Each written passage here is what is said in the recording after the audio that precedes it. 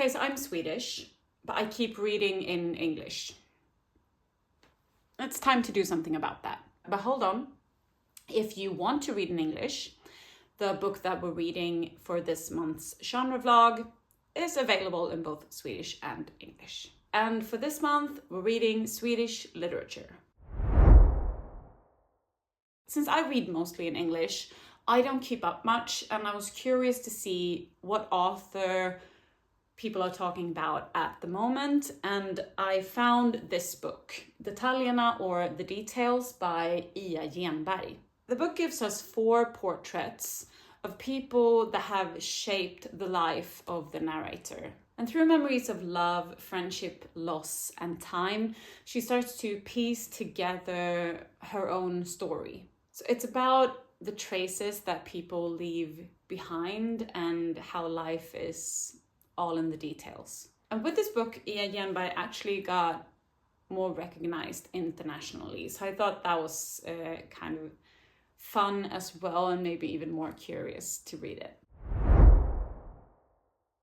Okay, so maybe Swedish literature isn't a genre of its own, I don't know, but modern Swedish literature do have some recurring traits. One of them is ordinary people and everyday life, where you find the drama in the ordinary life rather than extraordinary events. It usually explores the inner world of the characters. Nature tends to be more than just a setting, it's an active presence. The prose is often economical and trusts the reader.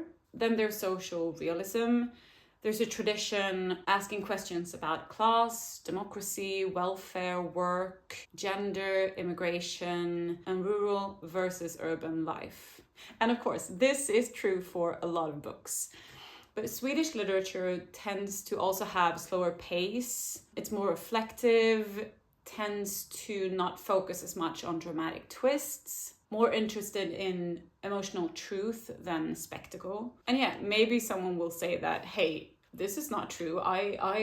This is not how I see Swedish literature. And I mean, I have just tried to read up as much as I can, and from what I've read as well. But hey, I don't read that much Swedish literature, so I hope I'm not too far off.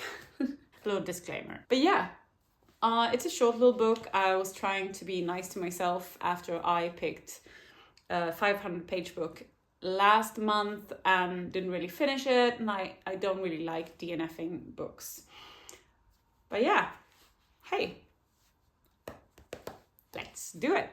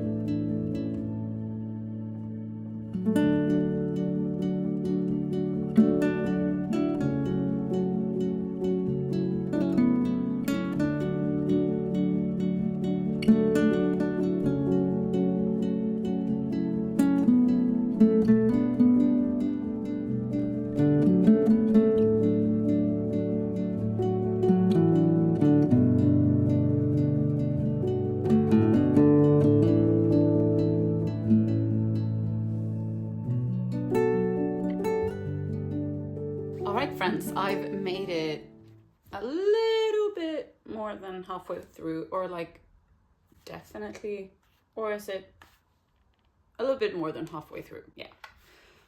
I've read the first 2 portraits, people that was important to the narrator in the past. Yeah, so she's revisiting memories of old friends and lovers, and there's definitely some recognition there. I'm reminded of some of my past experiences, and there's been a couple of times where I've been like, yeah, that's what it was like. And it hits different emotionally, because sometimes you feel it with nostalgia and sometimes a little bit of cringe, and some things I'm reminded of for myself, and sometimes it's someone that I knew in my past. Her language is really beautiful. She doesn't over-explain or embellish, but her choice of words give the text a sort of flourish anyway. It's very much just ordinary life in its own dynamic way.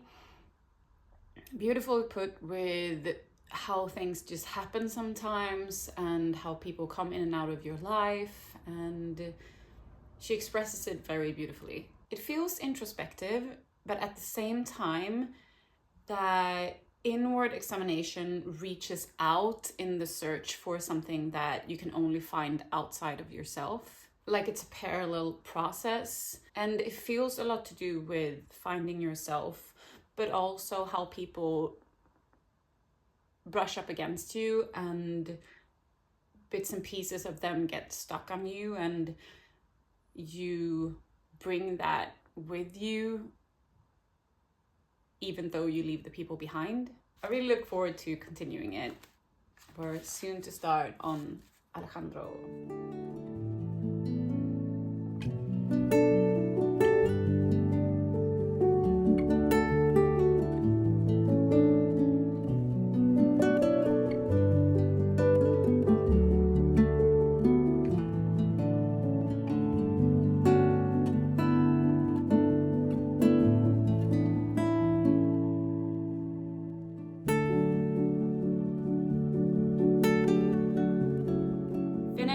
This to me was a beautiful book.